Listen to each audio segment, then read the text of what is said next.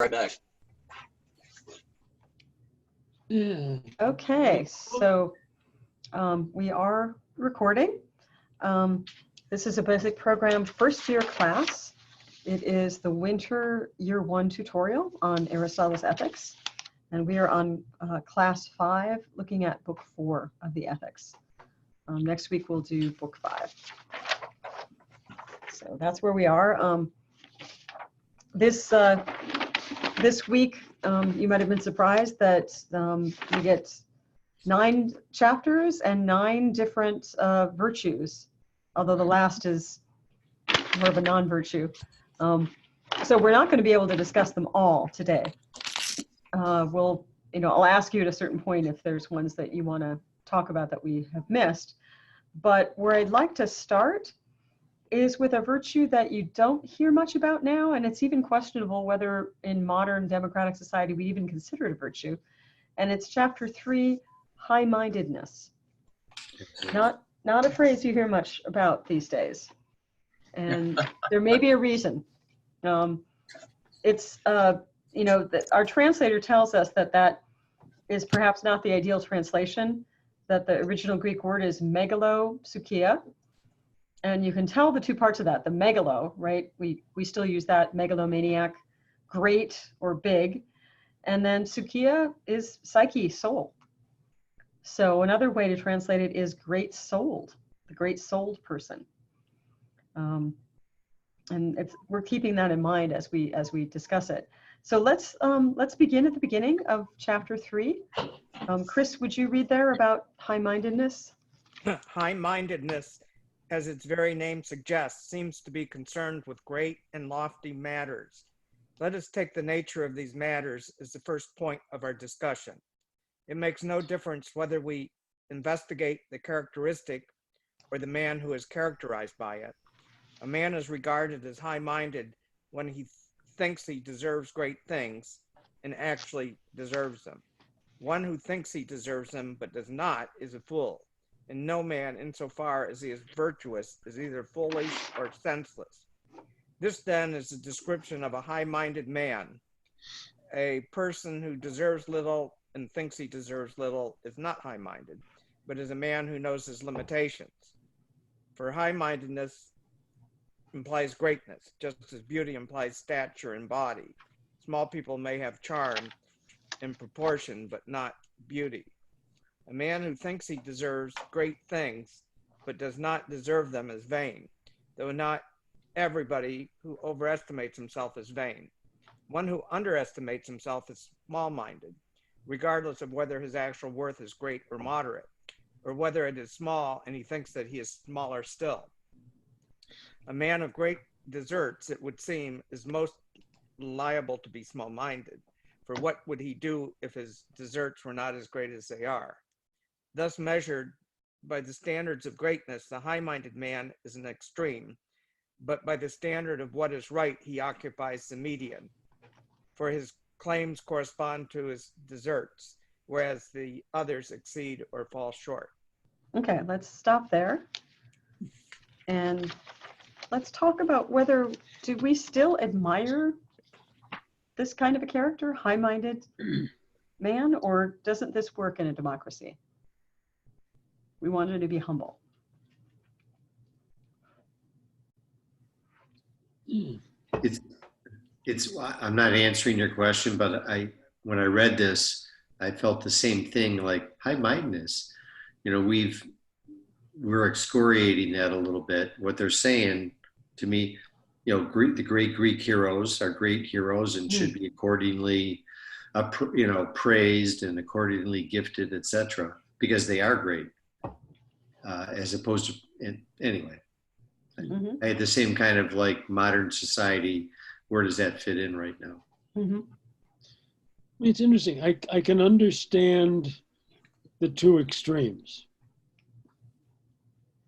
Somebody who thinks he deserves a lot but doesn't. We've met those folks. Yes, all the time. Yeah. And somebody who deserves stuff but won't admit it, thinks it's lower, harmless or whatever. kind of stuff, maybe it's okay.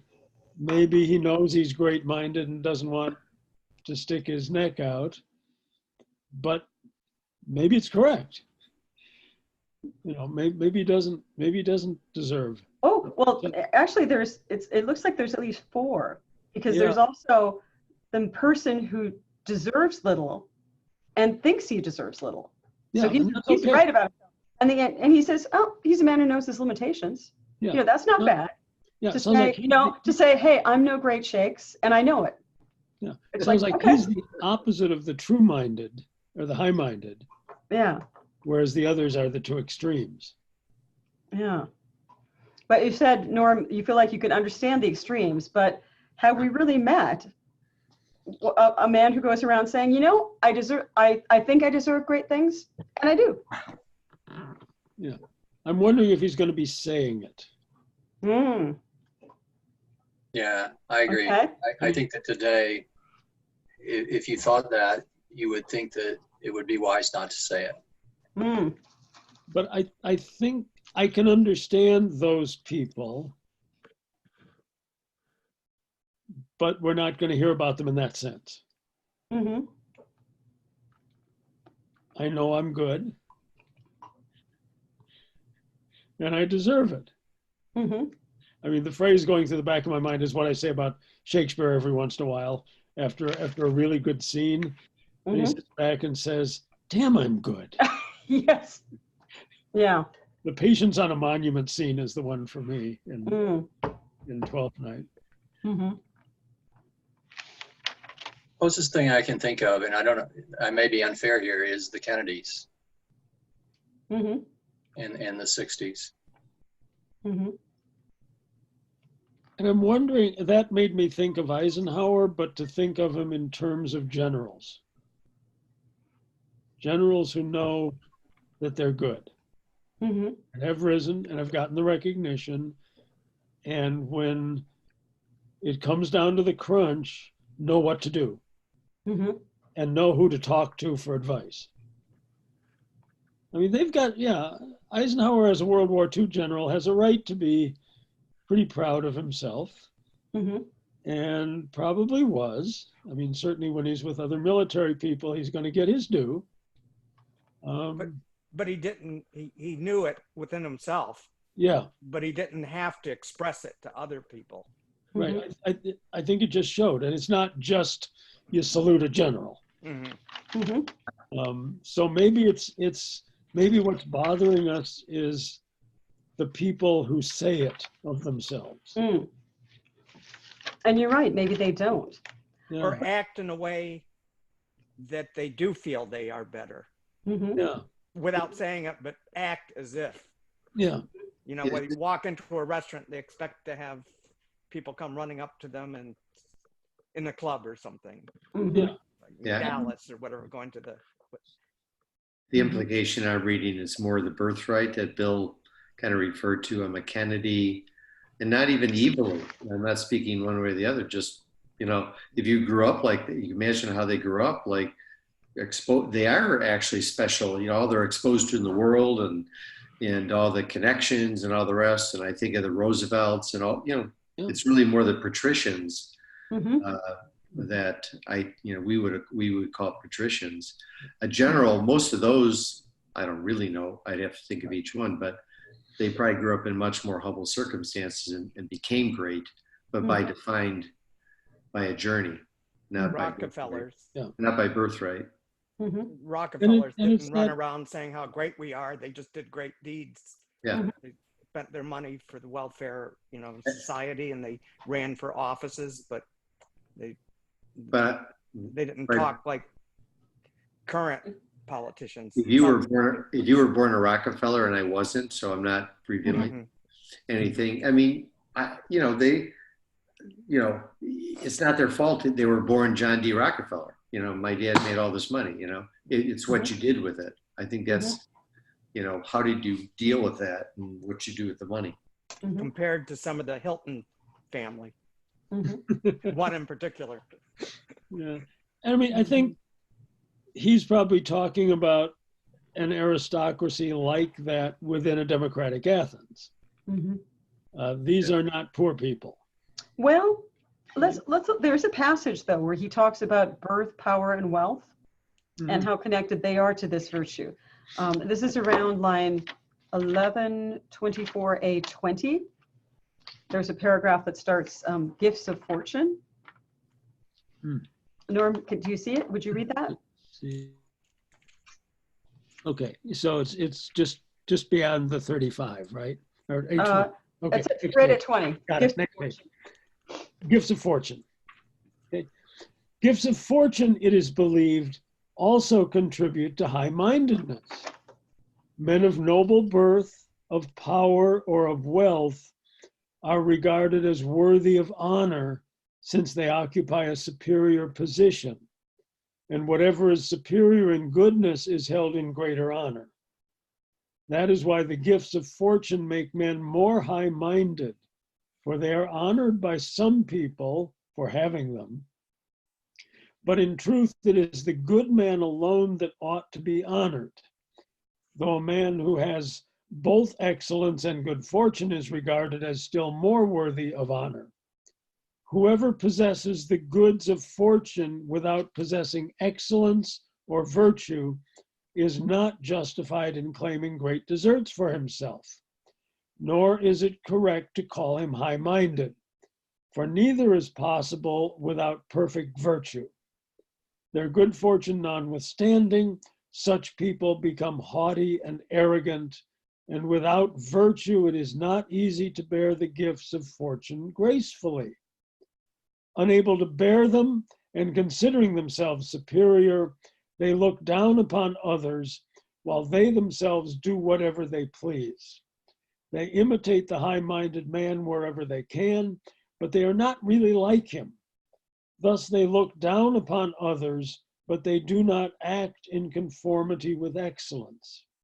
A high-minded person is justified in looking down upon others, for he has the right opinion of them, but the common run of people do so without rhyme or reason.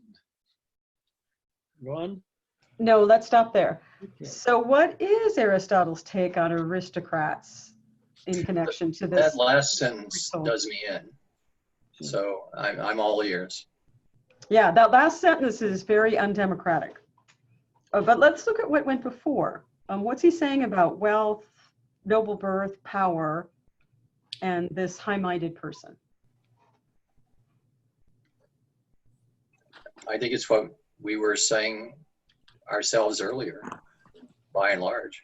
Well, except he says, I mean, you know, he's talking about people in general hold that those aristocrats are, you know, high-minded. But then he gives his opinion. But in truth, it is the good man alone that ought to be honored. So if you just stop there, it sounds like he's saying birth doesn't matter, power doesn't matter, wealth doesn't matter. The question is he a good man? But then the rest of the sentence goes on, though a man who has both excellence and good fortune is regarded as still more worthy of honor. And now I'm curious, are we back to people say, or does he think so too? Because at first he says, it's the good man alone. Forget power, forget wealth, forget birth. Just being a good man is what should be honored. But then he has that half sentence saying, but if you've got both. Well, I assume that the man who has excellence is the good man. Mm-hmm. So you're going to honor only the good man, but the good man who also has good fortune, and I'm assuming this means money, is more worthy of honor, does more with it. And then he goes on to say, and furthermore, if you've got all those things, birth, power, wealth, without excellence or virtue, Yeah, you're just arrogant and haughty. yeah, That's not high-minded. So maybe he'd say it depends which rock repeller. right, yeah. Because plenty of people have birth, power, and wealth, but are they arrogant and haughty without virtue? Then I'm not calling that high-minded. Right. Yeah. And I think of, for me, this paragraph reminds me of many characters in Jane Austen novels who have money and are plenty haughty and look down upon people and do what they want. And she clearly does not admire them. But there's the occasional Mr. Knightley. You know, I just saw the musical version of Emma in Chicago. And Mr. Knightley, I think, would fill the bill for Aristotle. He's excellent. He also has wealth and birth, but he is, you know, talks about unassuming towards those of moderate means, but knows his own worth, contributes to the community. I'm trying to remember the name of sort of the equivalent person in Bleak House that what's her name ends up marrying. I do not recall. Yeah, No. but he's with his growlery in the back room. Again, just a good person. Who also has wealth and other things, but And is taking care of them, of the others. yeah. I guess I'm going to throw out a possibility, which is Socrates. No birth, no power, no wealth. But I'm thinking about him at his trial as someone who, I want to quote Aristotle on this, who thinks he deserves great things and actually deserves them. Remember when he's supposed to set a penalty, and this is a typical proceeding at the trial, is rather than the jury setting the penalty, the defense says, okay, what do you think you deserve? And then the prosecution is asked what they think they deserve. And of course, the prosecution said death. And then Socrates, the usual procedure would state a fine, you know, 50 minas, maybe having to leave Athens. And instead he says, okay, if I'm going to say what I really think I deserve a reward. I'm a gift to this state. And so what I think I should have is you should feed me for the rest of my life like you do Olympic victors. That's what I deserve. And I think, whoa, that could be an example of a man who thinks he deserves great things and maybe actually does. Comes off as pretty arrogant. And I think the jury doesn't like it. But that's the situation of the trial, whatever that may be. Yeah, But yeah, I think that's a good case. So is it possible to be just good man alone and be high-minded? No money, no wealth, no power.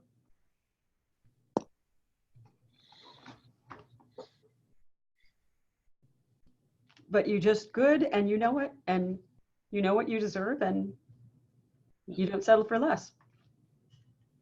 And there may be a small group that honors you, not the nation. Right? Because many of them won't know who you are. Yeah. And that makes me think of those kinds of people who are the backbone of organizations. Who just do it.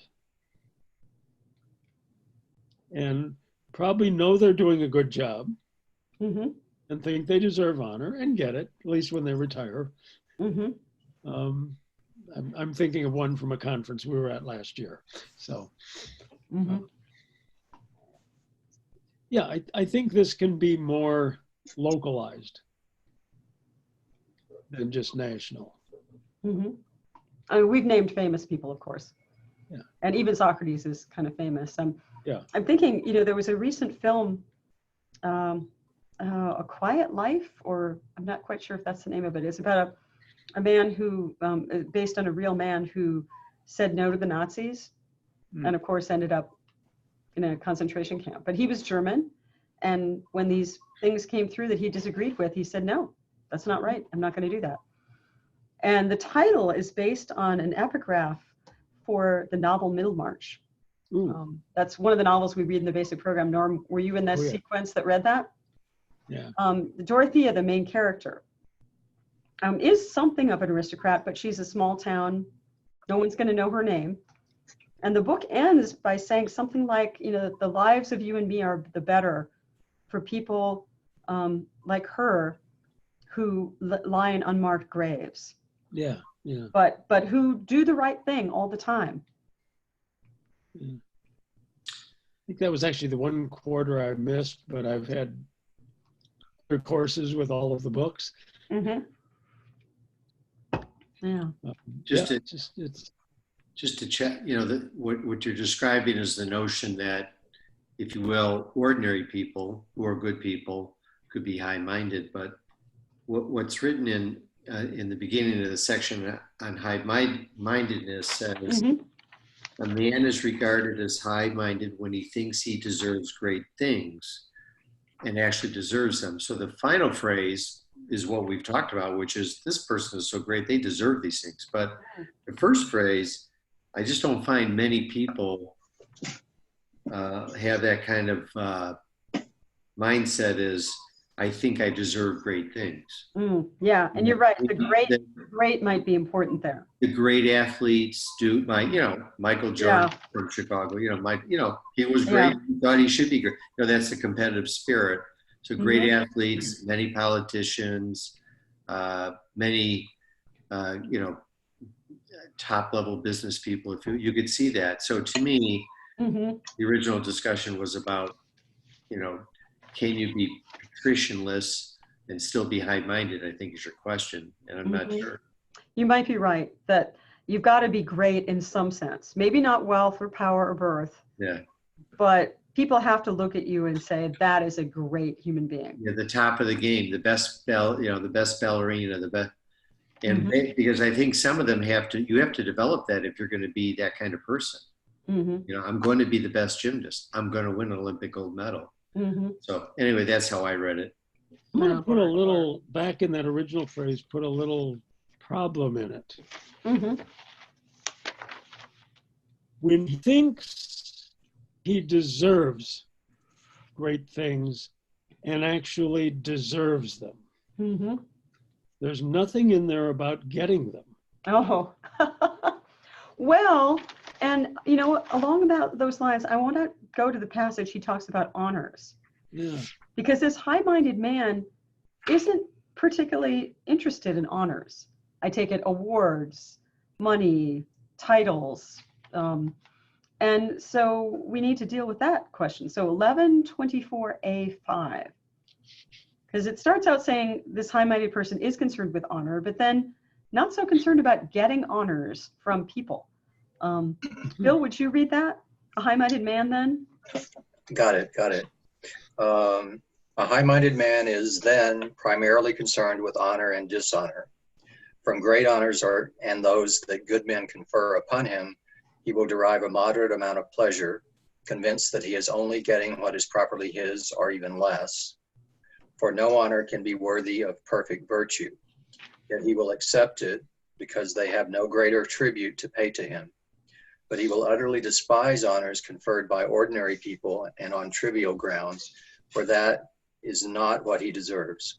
Similarly, he will despise dishonor, for no dishonor can be justified in his case. A high-minded man, as we have stated, is concerned primarily with honors, but he will, of course, also have a moderate attitude towards wealth, power, and every manner of good or bad luck that may befall him. He will not be overjoyed when his luck is good, nor will bad luck be very painful to him. For even toward honor, his attitude is that it is not of the greatest moment. Power and wealth are desirable for the honor they bring. At any rate, those who have them wish to gain honor through them. But a person who attaches little importance even to honor will also attach little importance to power and wealth. As a result, he is regarded as haughty. Okay, let's stop there and talk about that. So the paragraph begins, a high-minded man is concerned with honor and dishonor. But by the end, we're saying, yeah, he attaches little importance to honor or wealth or power. So how do we reconcile those two things?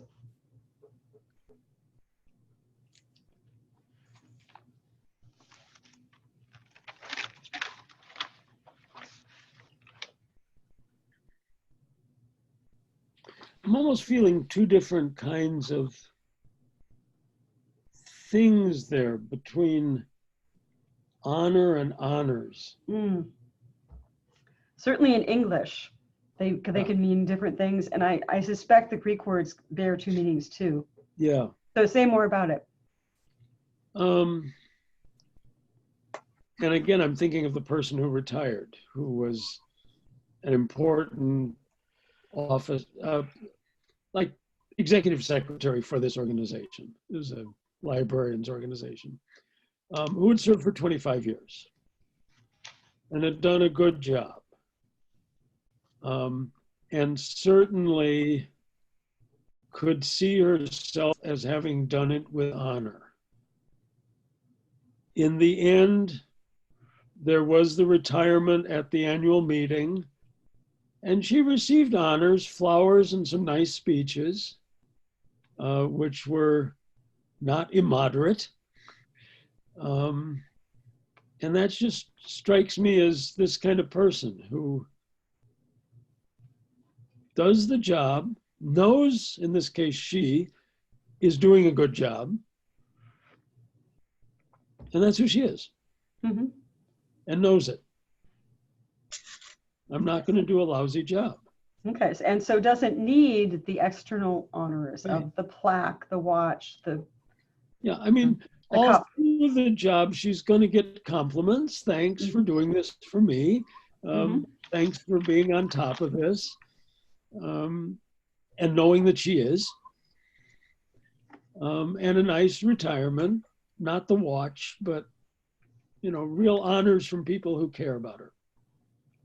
That's pretty much a good life. Mhm. And nobody outside that organization is going to know about it.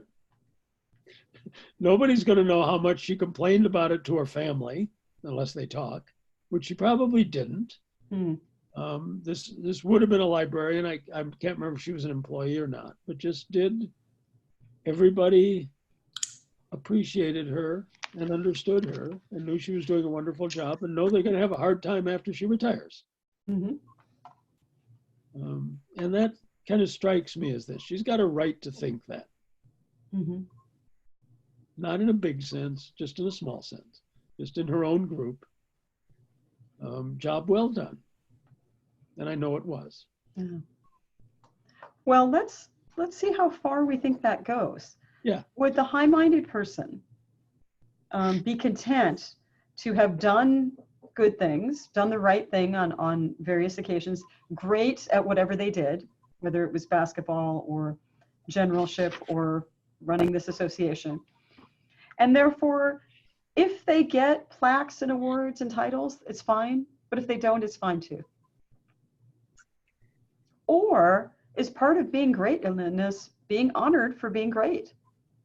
Like if nobody honors you and gives you medals and awards, then can you really call that greatness? That sounds similar to I think something Norm said before about honor versus honors. Mm. But I was just looking back at the paragraph that was just read, and to be honest, Aristotle talks about both. Mm-hmm. And he talks first about it being a matter of honor and dishonor, but then he also talks about it being a matter of honors. Mm-hmm. And then he ends up talking about attaching it's important to attach importance to honor. So if that importance can be, I suppose, attached inside, the answer would be yes. You don't need it from outside. But I think that Aristotle sort of muddles the issue for me, at least. I would take as outside all the little thank yous for the various things that are done. I mean, she's got to know, in this case, that she was appreciated day to day. She didn't strike me, and the situation didn't strike me as the kind of person who would go home and say, oh, it was a horrible day. These people just don't care whether I do it or not. They did. Mm-hmm. So I'm not sure how big honors have to be. Mm-hmm. Well, and what do we do with this last sentence of this paragraph? That because this high-minded person attaches little importance even to honor and wealth and power, he's regarded as haughty. I take it Aristotle will say that's wrong, but some people will say, geez, it's kind of a, why doesn't he like this medal we're going to give him, or why doesn't he accept this plaque? Why doesn't he let us put his name on this building? It seems kind of haughty and arrogant.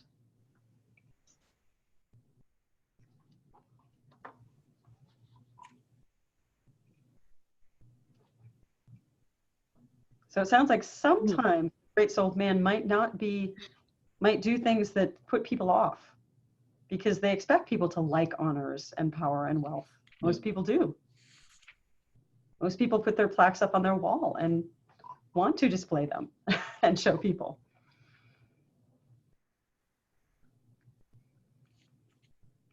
Is he a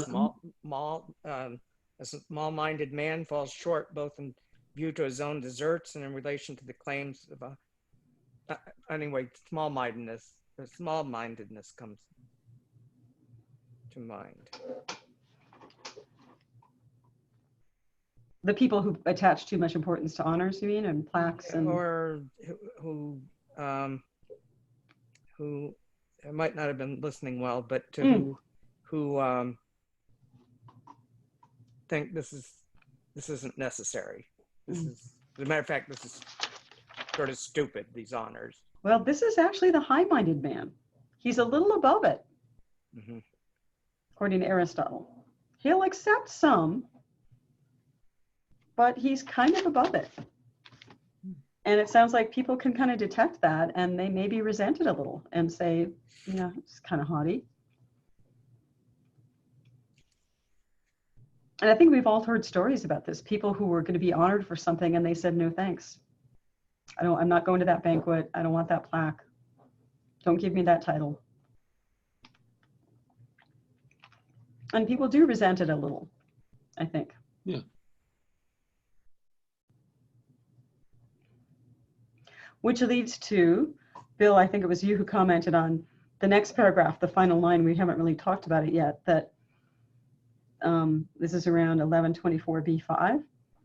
The high-minded person is justified in looking down upon others, for he has the right opinion of them. But the common run of people do so without rhyme or reason. Yeah, that sounds like almost a definition of haughty to me. Mm-hmm.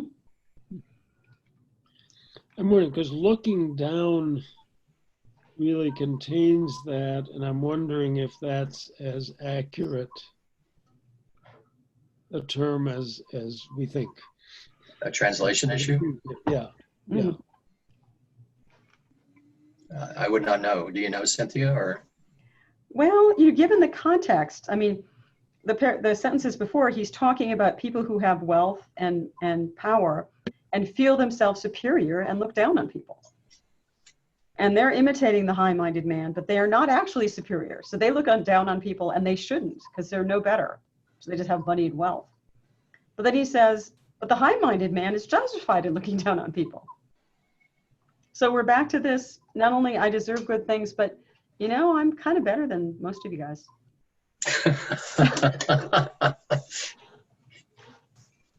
I remember Socrates somewhere describing his trial as a nutritionist being tried before a jury of children, and the opposition is a pastry chef. So the kids want candy and treats, and he's trying to give them nutrition. And he says, we know how that's going to go. That's kind of arrogant and looking down. I'm the one who knows what's good for you, Athens. You guys are like children. And far from trying me, you should actually give me rewards and treat me like you're Olympic victors. Kind of haughty, kind of arrogant.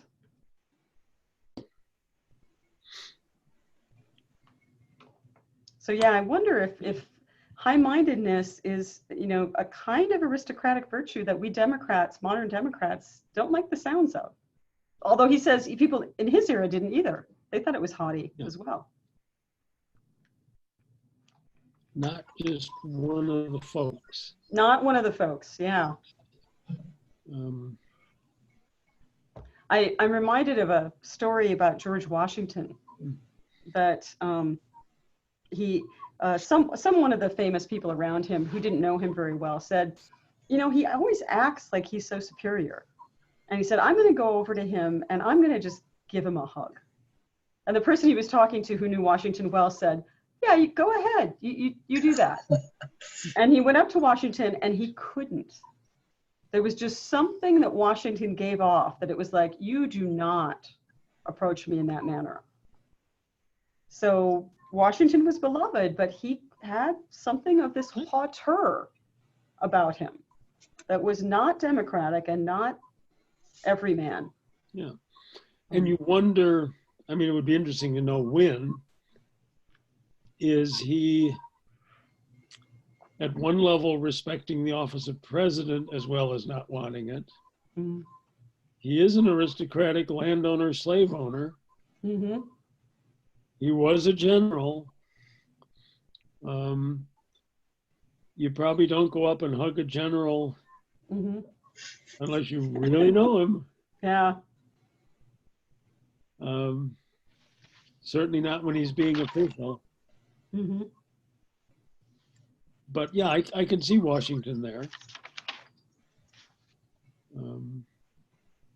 He worked with other people. Yeah. Leading an army means you can do something with other people. You can't do it all yourself. Mm-hmm. And you can get people to follow you. Right. And being Well, president takes a lot of people. yeah.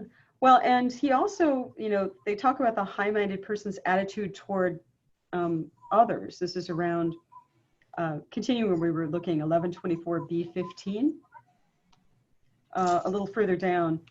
It is typical of a high-minded man not to ask for any favors, or only reluctantly, but to offer aid readily. He will show his stature in his relations with men of evidence and fortune, but will be unassuming toward those of moderate means. So you get a bit of that knightliness in there. Mm-hmm. All right. Shows his stature to people of his equals, but is unassuming toward those of moderate means. I mean, we're almost sounding like chivalry here. Oh.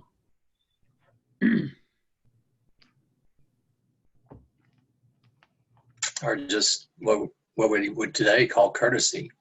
Mm-hmm. Mm-hmm. Yeah. And that's despite being justified in looking down on others. Yeah. So it's an interesting mix that this high-minded person has. And again, so who are the others in this case? Are they the ones who think they belong at the same level, or are they these people of moderate means? Mm-hmm. Because you could certainly look down at some and still care a lot. I mean, the unassuming toward those of moderate means, the image I got in mind is Lincoln. Mm-hmm. And dealing with the individual mother and this sort of stuff. And yet that's not the whole of Lincoln, because he had a pretty difficult political situation. Mm-hmm. And we'll never know what he thought about himself. But yeah, he didn't have a lot of false modesty in accepting the nomination. I've been reading a biography of Lincoln this year, and he thought he deserved to be nominated for president, and he accepted. Yeah. I mean, this is a new party, and it's strongly abolitionist. And yeah.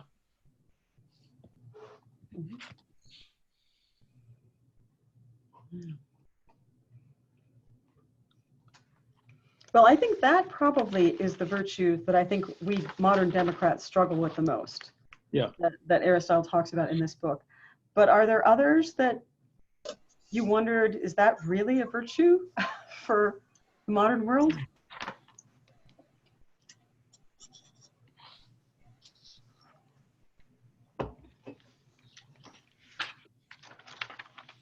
I mean, a lot of people say negative things about ambitious people. And about obsequious persons. Mm-hmm.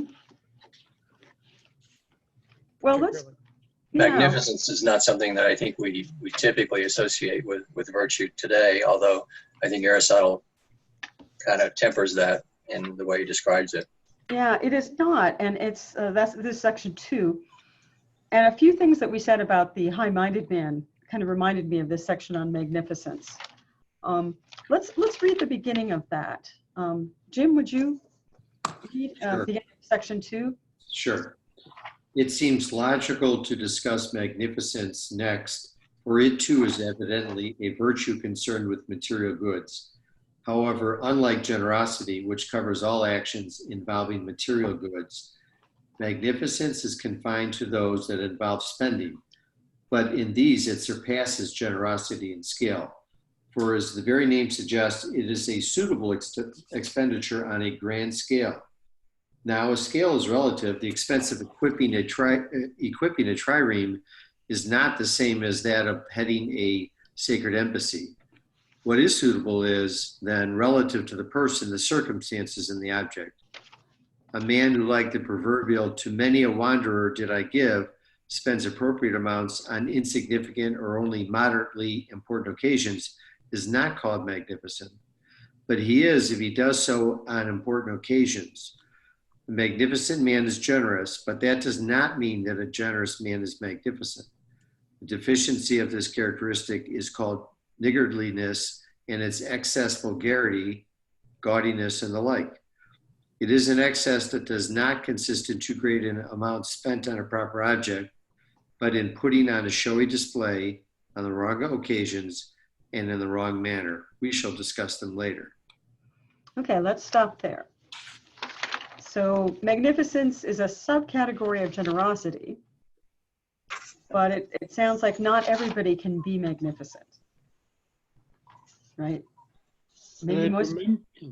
I just remember in this culture, the rich aristocracy, whatever, did not pay the same kind of general taxes, but was expected to equip a trireme, or in the case of next week, to pay for a chorus and a play and a scenery.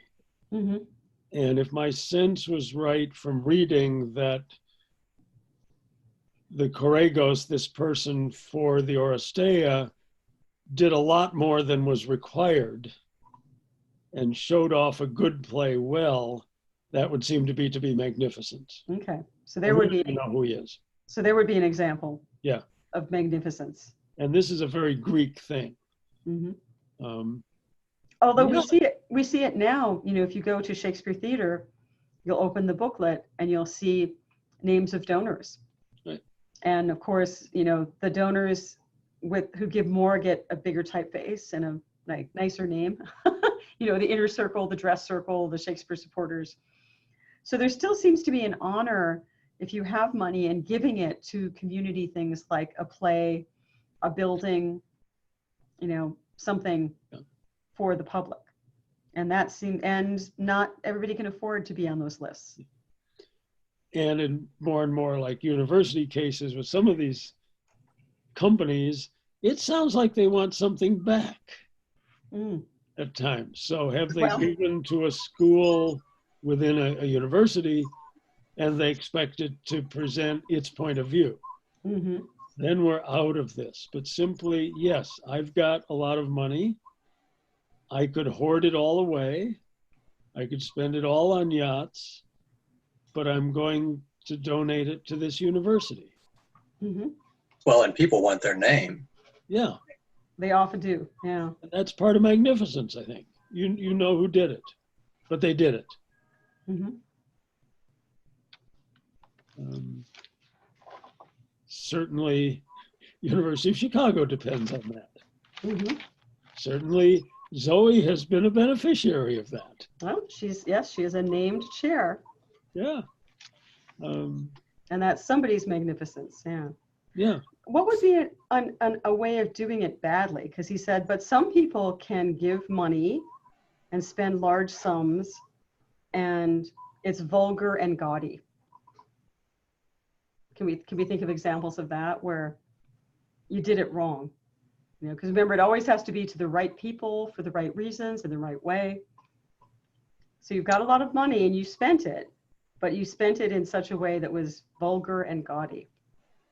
Well, you could you could pay for a building and insist on an architect that makes something that costs a fortune but looks like you spent a lot of money without any taste. Mm-hmm. As opposed to hiring a top-rate architect and giving them a chance to do something different and new, and show off and make it artistic, as opposed to just another fancy, overdone building. Well, and that would fit with the sentence he says around between 5 and 10.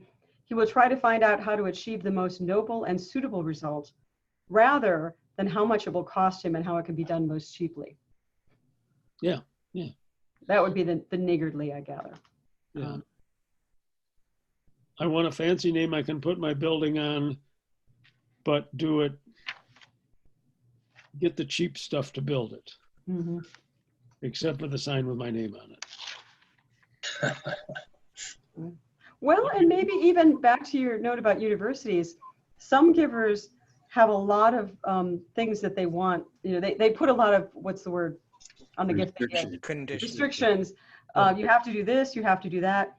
Someone in another class was telling me that someone gave to an organization they belonged to, and as a result, part of the contract was you had to go listen to this man give a talk once a year. And all of the employees had to go, and he was nutty on whatever the subject was he talked about. But you had to sit there and listen because he gave a whole bunch of money. That makes me think of Florence Foster Jenkins. Oh. For some reason. Oh, I haven't seen the film. Well, it's just, in her case, she didn't really give anything. She thought that she was divinely given this great voice, which was in fact horrible. And people couldn't wait to buy tickets to see her because she was so awful. So I mean, it's a false. Yeah. I mean, it just made me think of it. I'm sorry because she's so egregious. Yeah. But yeah, the strings attached, I think, would impede the magnificence. It's not magnificent if you're just doing it for self-aggrandizing or, something like that. Now, he does say, though, there's one part that makes you think that at least once in our lives, we might be able to be in this position, because at 1123A, he then talks about private affairs, so not a public building. Magnificence is shown in those expenditures which are made only once, for example, a wedding and the like. And it made me think that probably all of us could imagine weddings we've been to, where a whole bunch of money was laid out. And was it magnificent, or was it gaudy and vulgar? Or was it niggardly, where we're counting every penny and doing things as cheaply as possible? Could we have just a soloist and not a chorus? Every little detail.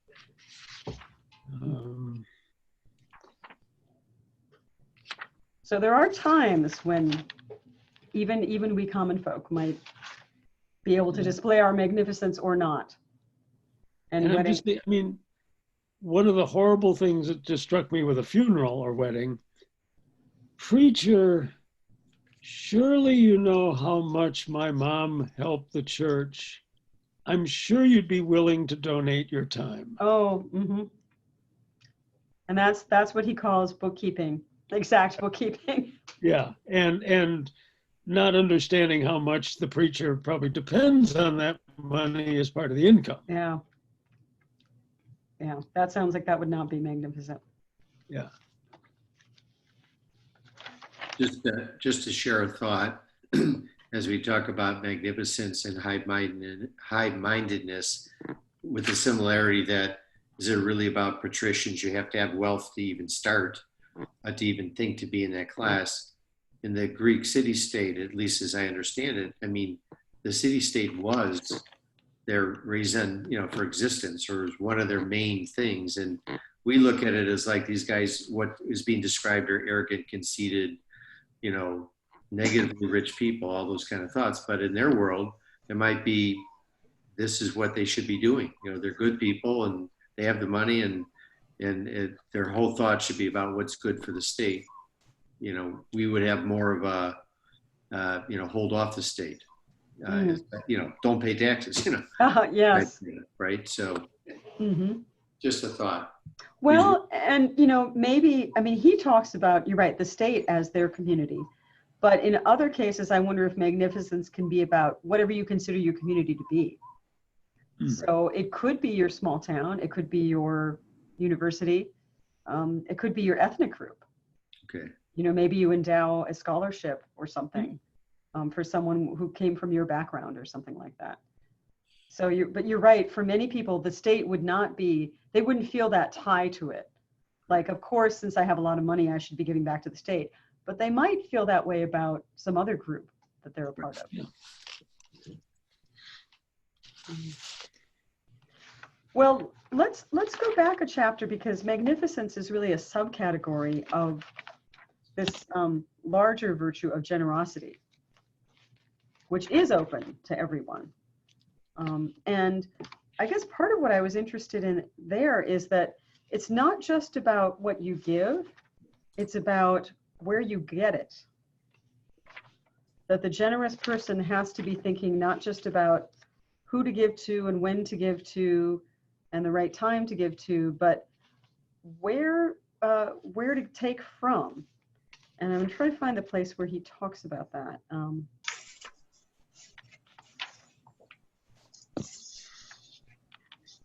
Taking.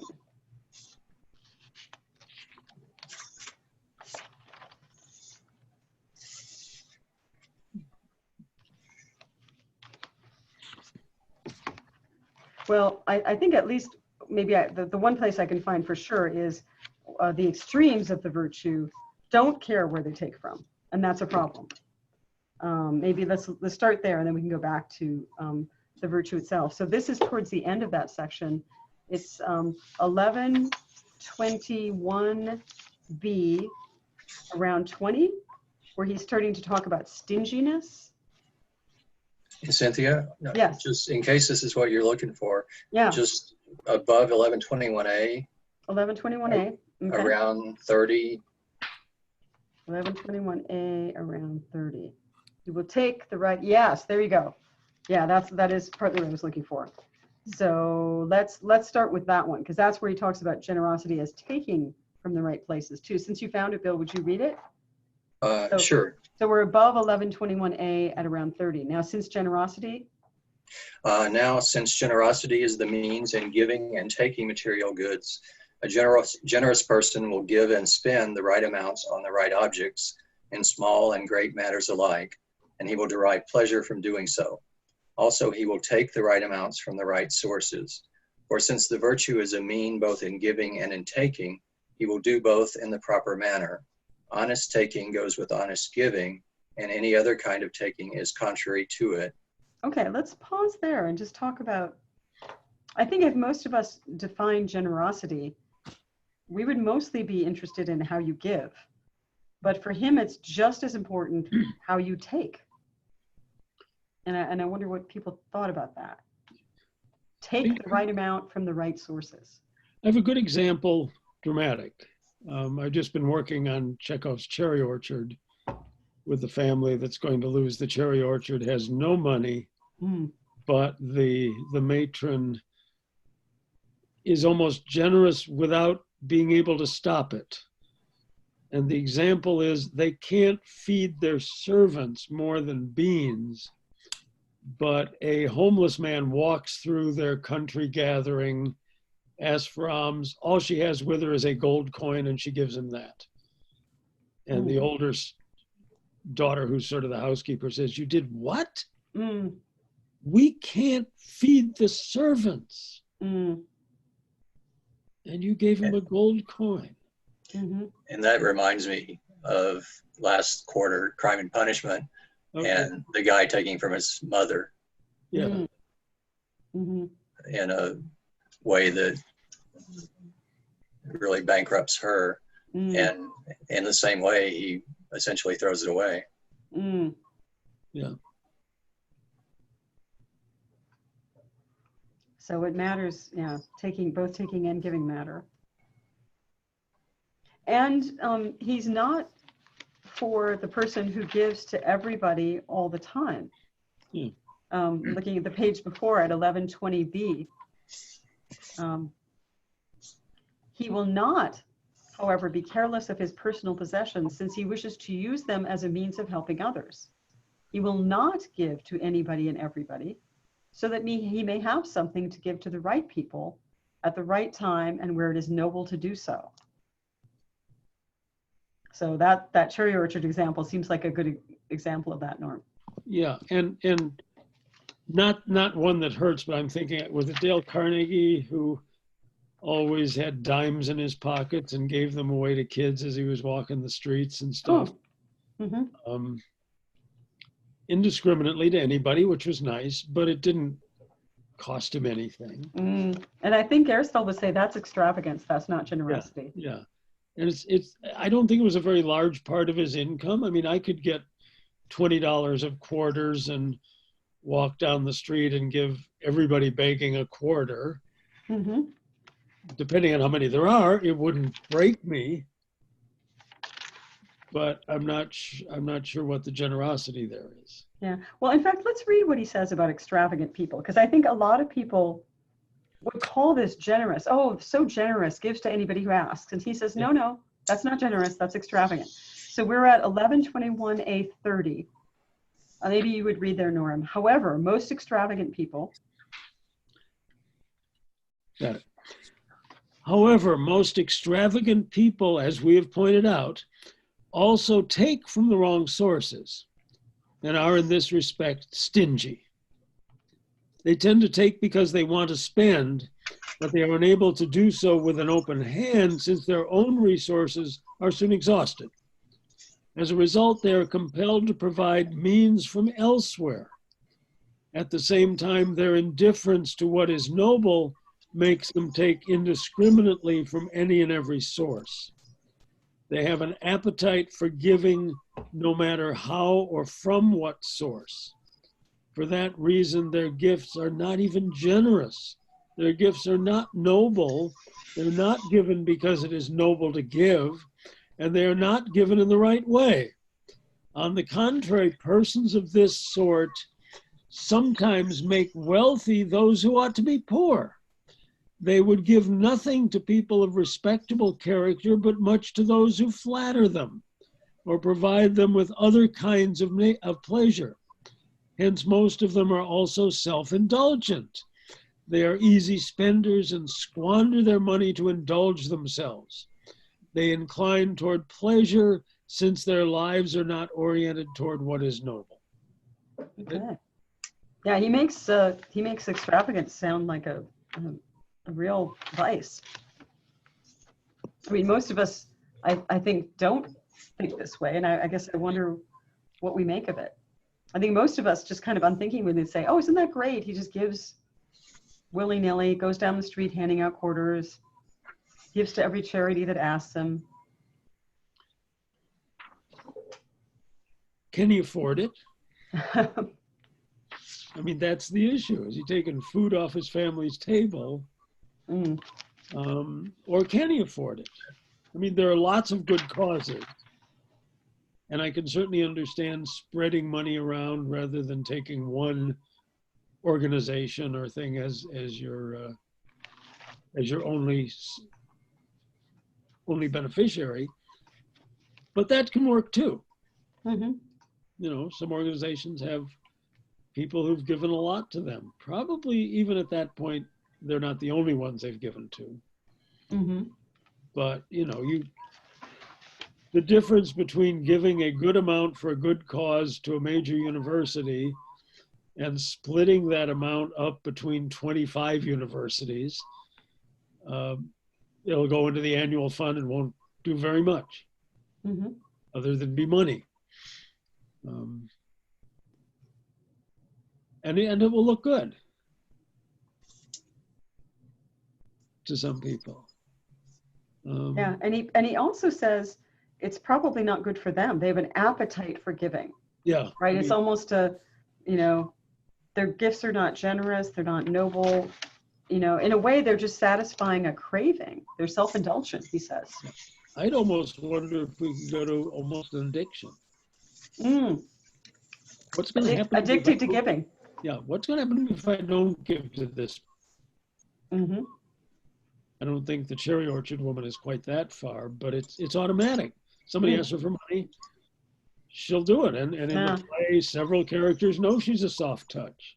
Well, and let me ask about that, because I think, you know, our maybe unthinking definition of generosity is that it's just give to everybody. And Aristotle's no, give to the right person at the right time under the right circumstances. So he's not going to let you do it unthinkingly. It doesn't count as generosity unless you've really thought about who you're giving to, you know, how much good it's going to do. Does it make sense? You know, maybe even you ask for an annual report and see, did you use this money for real good? Well, if not, I'm not giving it again. So I don't automatically give to the same groups every year either. And which also depends on having some good fundraisers who are not just trying to raise money, but can explain the need to someone who doesn't know this organization. Well, and I wonder if Aristotle would even be positive about this form of giving that I don't think existed in his day, which is, you know, the gifts, the matching gifts.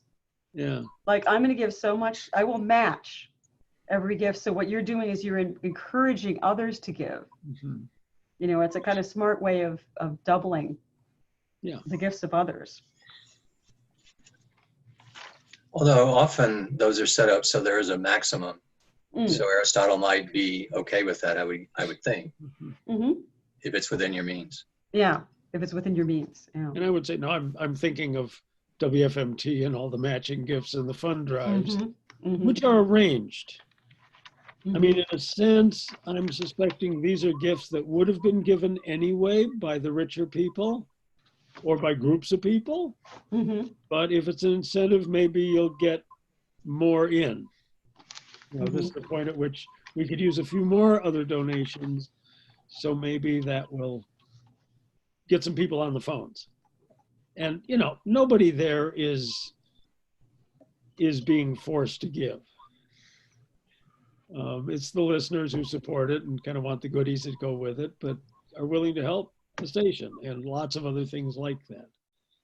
So, yeah, it's okay.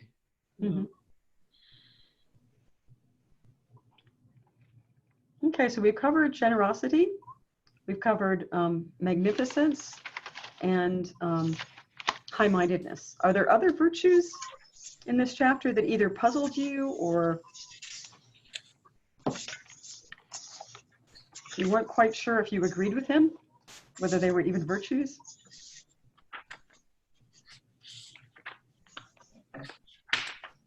The last chapter 9 is kind of a trick chapter because he says shame and shamelessness are not actually virtues.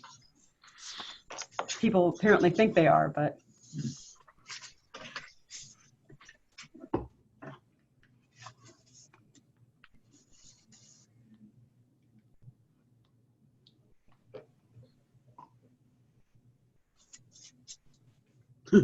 I do like on 109 the comment about the kids.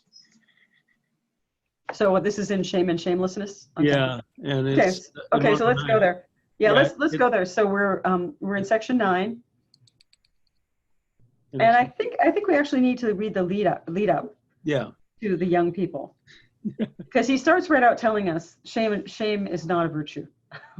So don't think it is. Chris, would you read from the beginning of that section for us and go through the second paragraph? It is incorrect. It is incorrect to speak of a sense of shame as being a virtue or excellence, for it resembles an emotion more than a characteristic. At any rate, it is defined as a kind of fear of disrepute, and the effect it produces is very much that produced by fear of danger. People blush when they feel ashamed and turn pale when they fear death. Both these phenomena are, of course, in a sense physical, and that is held to be more typical of emotions than of characteristics.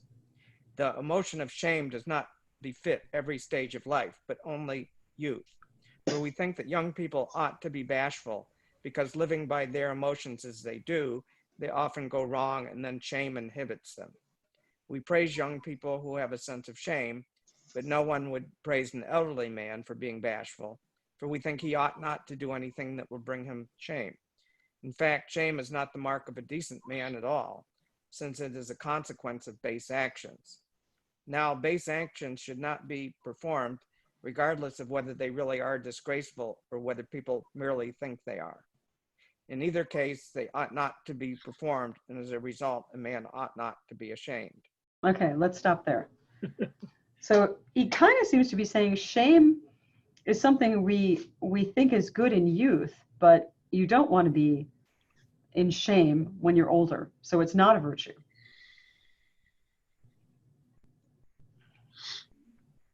And what do we think about that? I mean, we certainly think shamelessness is a bad thing, to never feel shame about anything.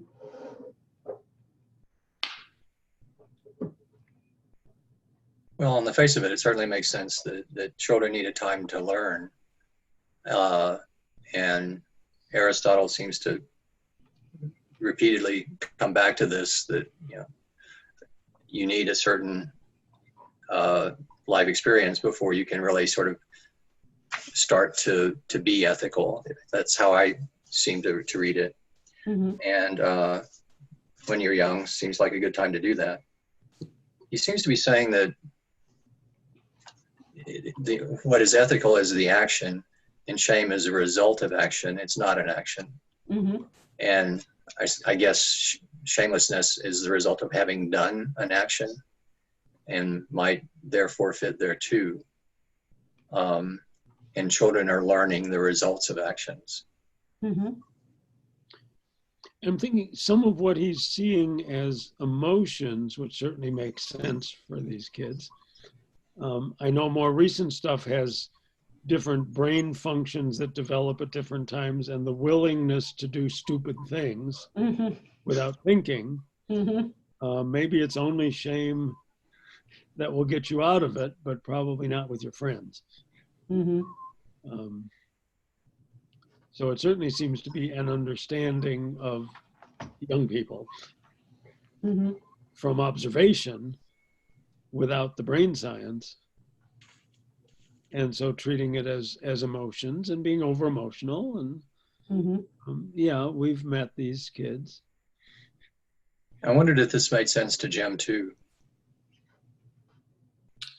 To me? Yeah, Jim, okay.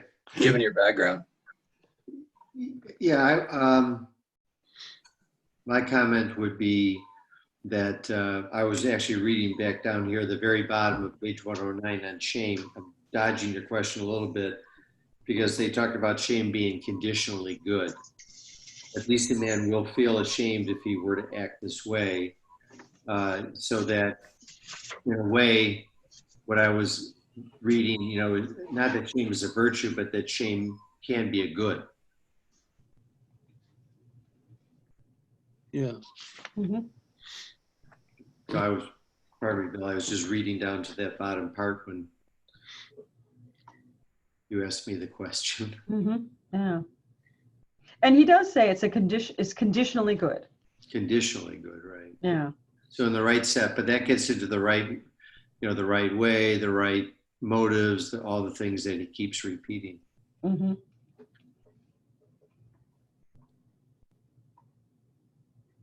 Bill, repeat your question because I was reading that and I would. Oh, I was, again, just knowing that you deal with this, as I understand in your life, what you thought about what Aristotle was saying about young people and emotions and shame. All that, yes, I heard all that's the amygdala. And, Mm. well, I think, what I would say is now we're uncovering the neuron tracks that actually do this. All the things you hear about PET scans, MRI scans, all this technology actually lights up given the right tracers, if you will, and really has proven what I would say, not even being clinicians or physicians or nurses, we all see as parents, that the ability to control it's kind of a range. It's actually a little bit like Aristotle's describing there's this range of kids, kids bounce from left or right 180 degrees. As adults, we mature, we still bounce, but it's just it's a more narrow range. So I think, that's a long known, I'm not a psychiatrist, but a long known adolescent psychiatry issue. And what you hear in the news a lot more now is just really kind of the physical proving of it, not just observation. And so I think in that passage, Aristotle, by observation, has seen what's there. He just doesn't know why it's there. Well, and I also think we might extend youth later than he does. Yeah. A lot of the talk about brain research these days says maybe not till 27 or 28.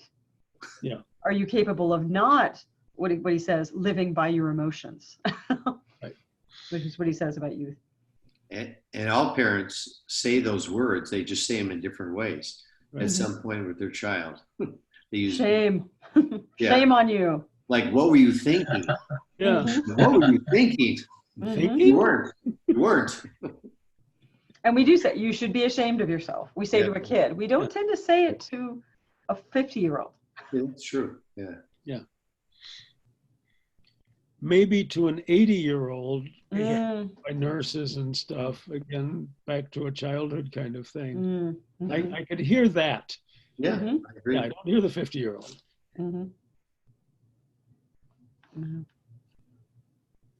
But I guess I wonder, as a check to bad action, whether shame continues to play a role. There are times when maybe we're tempted to do something, and we say, if we did it, we'd have something that we want, but would we be ashamed? Would some part of us judge ourselves, and therefore we refrain, even with no one around to say shame on you, or And I'm wondering if we haven't sort of built it into our way of life for the most part. We know what's going to do that, and if we've avoided it, we keep avoiding it. They're just things we won't do. But some other people will do. And at another level, I'm just realizing now with the Weinstein stuff and all, is there a point where aren't you ashamed is just not strong enough? Well, yeah. Were you asking that, Cynthia, in the context of modern society, which yes, Norm just kind of referred to? And I would remember a generation or two before us, or at least some of us, was really Victorian. Yeah. Victorian that, all kinds of things we would chuckle at now, but, what was considered proper, courteous, correct, etc. Our society has moved right or wrong, 180 degrees the other way, where in the case of Jeffrey Weinstein, not that I'm an attorney or anything, instead of standing up and say, I did this, I'm ashamed, it's, I didn't do it, they're liars, that the accusers are liars and they consented and, all that kind of stuff. That says to me lack of a society saying, come on, guy, you got caught, don't put us through this. I'm thinking of a lighter level, and I'm thinking of like maybe 40s pictures of people, even downtown, at a point when I suspect it would be shameful, at least to some people, not to be wearing a hat outside. Yeah. Oh, yeah. Oh, yeah. Everybody's got a hat. I've said this before, I'm Catholic, and when I grew up, if you were a female in church, you had a hat on. Yeah. If you go to some churches in Italy, even now, they'll give you something to put on your hair, on your hair, just to walk in briefly, etc. Yeah, that was the norms. Yeah. Those were the norms, right or wrong. That was. I'm thinking then of times when that was the same thing on the street. Getting on an airplane. My dad always wore a suit. Yeah. And now, Well, Aristotle doesn't say this, but I wonder if he ends with this chapter, which it's not a virtue, because it does function in an important way in society. In his mind, it's in youth, but that if you want people to learn the virtues, they've got to be ashamed of doing the vices. And that part of that is public shaming, even if it's just your mom, versus I'm thinking about the anonymity of the internet, that people are finding that people will write things on the internet that they would never say in real life because people would say, what?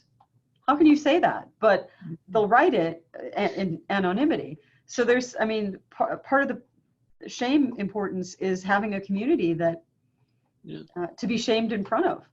And if you don't, maybe anything goes. I know this is a general comment, but one of my general thoughts of reading this last chapter was how smart Aristotle really was, because as he wove his way through these various descriptions of the pluses and minuses and shades of these virtues and lack of virtues, is that it really described all the people we knew through our lives. You know, just like not just just that was a very deft, insightful dissection of people's behaviors. It's very accurate to this day. You know, and this is an example of that. Mm-hmm. Yeah. Well, we've got a few minutes left. I want to jump back and pick up. I told you he doesn't give names very often, but he does mention Socrates. You might have caught this. It's in section 7 on truthfulness, boastfulness, and self-depreciation. And Socrates is mentioned as someone given to self-depreciation. Yeah. So let's talk a bit about that. So not at the end of the apology. right. So the two extremes are boastfulness as the excess, self-deprecating as the defect, and then truthfulness as the middle ground. So let's look where he defines the three. And this is at around 25. A man who is regarded as boastful is where he starts talking. Jim, would you read that? What page is this? It's my 105. It might be yours too. Yeah, no. Around 20. So it's section 7. Yeah. And it starts at 15, but then 20. Yeah. A man who is regarded. Mm-hmm. Okay. A man who is regarded as boastful pretends to qualities that carry high prestige, though he does not possess them, or to greater qualities than he possesses. A self-depreciator, on the contrary, disclaims or belittles the qualities he possesses, while the man in the median position is the kind that calls everything by its proper name. He is truthful in his life and in his speech. He admits to the qualities he possesses and neither exaggerates nor understates them. Now, each of these lines of behavior may be pursued with or without an ulterior motive. When an individual has no ulterior motive, he speaks, acts, and lives his real character. Falsehood is base in its own right and deserves blame, but truthfulness is noble and deserves praise. In the same way, a truthful man occupying the median position deserves praise, while untruthful persons of either type, but especially the boastful, deserve blame. Okay, let's stop there. And again, I think modern people might read the self-depreciator and say, well, that sounds like humility, which certainly in Christianity is a plus. It's a virtue to be humble, to disclaim or belittle the qualities you possess. But he says, no, the virtue is to call everything by its proper name. So what about that? Do we think differently about that maybe in modern times and feel like people should be more humble?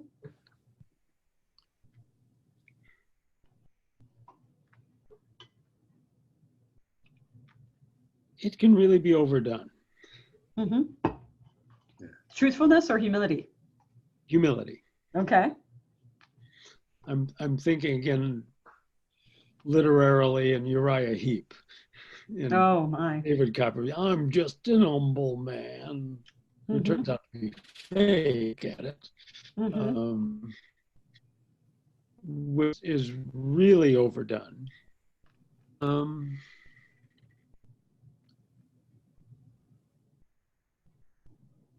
And he really didn't have anything else except criminal stuff. I think, I don't know. In some sense, with people who have lots of talents, I think in some sense we do like self-deprecate or if it makes the person sound more human. Mm-hmm. Yeah, Jim? it's a great question because I think our society does, well, just what Norm just said is probably appreciates more humble people, you know, people more humble with good qualities, people admire more. Mm-hmm. And in general, at least that's my experience. And I think the question that Cynthia you're asking, I don't know the answer is, at what point or at what kind of extreme on this, on this timeline, not timeline, but range, on this range, does the self-deprecator or the humble person become itself, I don't know if it's a vice, but a failing or a blockade? I don't know. Mm-hmm. Were you going to give us an answer? No, just a question. And he also talks about what's your motive, because the kind of self-deprecating that Norm was describing, a lot of politicians do that too, right? I'm just a poor country lawyer. I'm not going to mention that I went to Harvard and have a law degree from Yale because people won't think I'm just folks. Right. So I'm going to self-deprecate in order to get elected. Yeah. And that maybe Aristotle would say that's the wrong motive. That's a good example, right? Mm-hmm. And I've also thinking about, I don't know who said it, that always tell the truth. It's easier to remember. You know, he's kind of saying straightforward that you call everything by its proper name. And then 10 years from now, when someone quotes a speech back at you, you can say, yeah, that's what I said then. And that's what I think now. You know, I was saying what I thought. Whereas if you've self-deprecated, you have to remember, did I say I was just a poor country lawyer? Or did I mention Yale or did I not? I mean, you have to remember what you left out, to whom, you know, because maybe in certain circles you want to bring up your attributes, but then in others you want to play yourself down, but you've got to remember this person you're meeting now, which circle is he in? And it gets really complicated. And, you know? And now the internet never forgets. Yes. Hmm. Yeah. Because you know, his idea of truthful is you speak, act, and live your real character. Then you don't have to remember who was I talking to and what did I tell them, because I got to remember to say the same thing. Yeah. And I'm thinking of now Facebook pages and stuff by a number of classical music performers who become much more real sounding. But they're the people they were. They worked hard, but this didn't happen to them. They worked hard, and in school they didn't know it. You know, they didn't know they're going to be big, and so a lot of people at this point will appreciate the fans, but talk back in a normal human kind of way. Well, you know, I mean, it's interesting with Facebook and social media, because a lot of the talk around students and, you know, more and more students are coming to college with issues around self-worth and self-esteem. And then a lot of it comes from social media, where people are not speaking, acting, and living their real character. Right. And they compare themselves to these people, not realizing, no, that's not true. What's out there. You're comparing yourself to falseness. And these are people whose following is probably only going to be like serious music students and devotees, not your normal high school kid. And so they can be a little more honest. I'm not sure everybody does, but this is just them. I mean, I have a young friend who's training as a singer, and several times we've waited to meet the singers after the lyric opera performance. Yeah, they're just human. And some of them are very funny. And I think some of them, I think this was ones, is just in awe of what happened to her. Said, all I wanted to do was sing opera. I didn't think I'd be this great. Self-deprecating, right? Wearing flashy clothes because she likes it. But these are human who've worked hard. Now comparing the person who's too boastful. And the final paragraph on 106, he says, those who depreciate themselves by understatement are evidently more subtle in character, for it seems their speech is not motivated by profit, but by the concern to avoid bombast. They disclaim especially those qualities which are highly valued by others, as Socrates used to do. When they disclaim insignificant and obvious qualities, they are called humbugs and are more contemptible. Sometimes this is obvious boastfulness, as for example, Spartan dress. In fact, both excess and exaggerated deficiency tend to be boastful, but people who make moderate use of self-depreciation and understate such of their qualities as are not too noticeable and obvious strike one is cultivated. It is the boastful man who is evidently the opposite, the truthful man.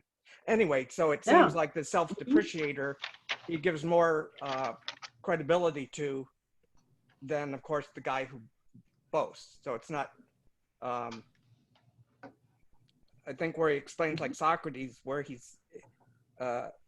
disclaims those qualities which are highly valued by others, as Socrates does.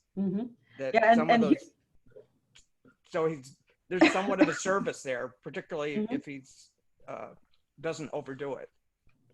Yeah, this is an unusual case where he's given this as an extreme, but then says, but if your reason for self-deprecating is not profit, but you're trying to avoid bombast, and maybe you're trying to teach people something, then it can be okay. You know, making moderate use of self-depreciation and understatement can actually be cultivated. So that's a little surprising. He made the case for always be truthful. And then, well, but wait a minute. You know, something like what Socrates does, that can be okay. But I at least through Plato, I trust a Socrates who does say, I don't know anything, because of the level of what he means by anything. And so is surprised at Delphi and then recognizes this is the only way it could mean that. And I think the sense of awareness that when he talks to the technicians, they do know something. They know their craft. It's when they start talking about politics that they don't know anything, that they're like the rest of us. But there are people who do know things, and I don't think I do. Now, I'm sure he knew how to put his clothes on in the morning. You know, we all know things. And so he's taking it at a different level than other people may, and then trying to prove to everybody else that he's right, and they don't know anything either. Which obviously is a little obnoxious to some people. But, yeah, so motive seems to matter to Aristotle, that there are times when self-depreciation can be okay, depending on what your goal is. If you're trying to avoid bombast, if you're trying to teach people, maybe it's okay.